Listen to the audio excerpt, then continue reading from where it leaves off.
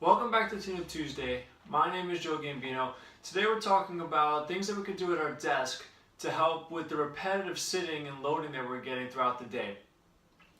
So first thing we can do is half shoulder cars. So when we're sitting at our desk, we're kind of always in this kind of position here. So what we want to do is work on some scap cars that are going to take us out of this position. So what we're going to do is we're just going to take our shoulder blades, bring them up towards our ears, bring them back into retraction, get that nice good squeeze, pull it down away from our ears nice and far, and then roll them back forward.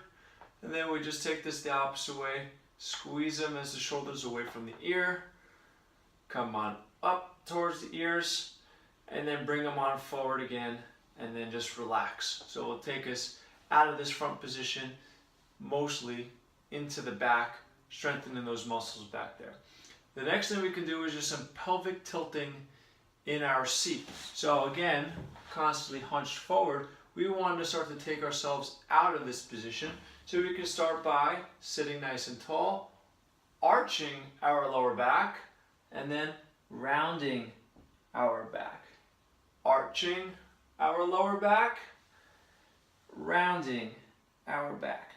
Okay, and here we're just taking our entire spine through extension and flexion. This way we're just moving our spine throughout the day and not just sitting in one position constantly.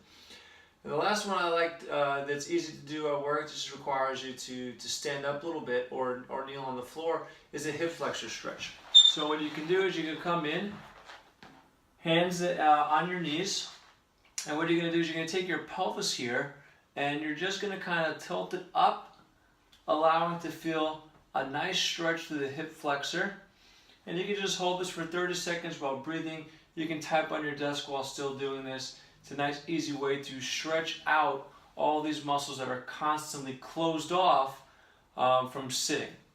Give these 3 things a try at your desk. See, as a compliment from last week's post about sitting on your hands to help figure out how good of a sitting posture you're in, to see if this will help with some low back pain, neck pain, shoulder pain that you might be getting from sitting down for long periods of time.